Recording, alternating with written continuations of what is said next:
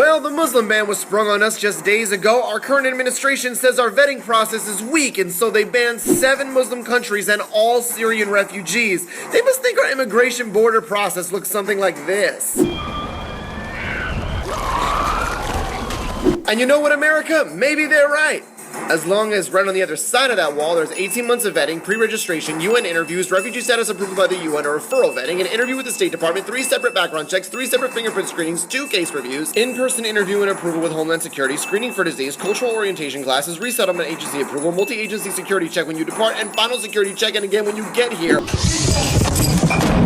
Because that's the current vetting process. That's why there's no zombies. I think the only way that vetting could get any more extreme is if you had to, I don't know, fuck an American flag and climax while wearing a polygraph test to prove you meant it.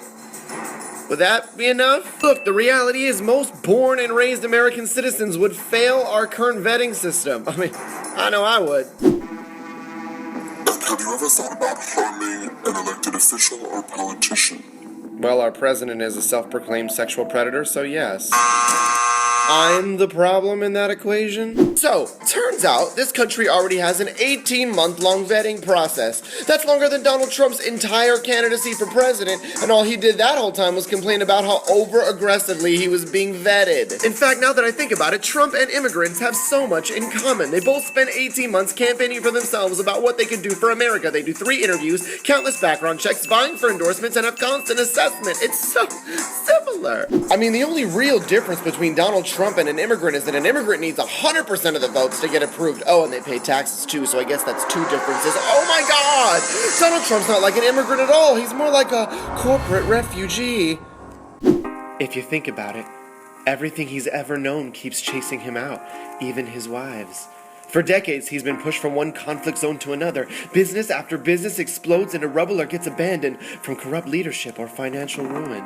The hotels, the university, even the steak business. Thousands who once worked at them, all now displaced. Until he washed up on the shores of reality TV one day in hopes of making a new life for himself as a clown.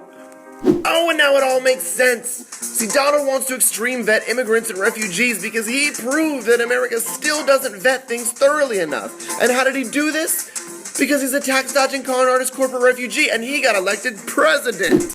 And the man still doesn't have an original bone in his body. I mean, the Muslim ban is really just the plot to the movie The Departed, where Trump sets up a manhunt to find himself. Alright, hey everybody listen up. We're looking for an extremist trying to ruin our way of life that will say anything to infiltrate our system as barbaric ideology and highly likely to try to start World War III. Now don't worry, Chief. We'll find you, guy. Maybe he's in, I don't know, Syria.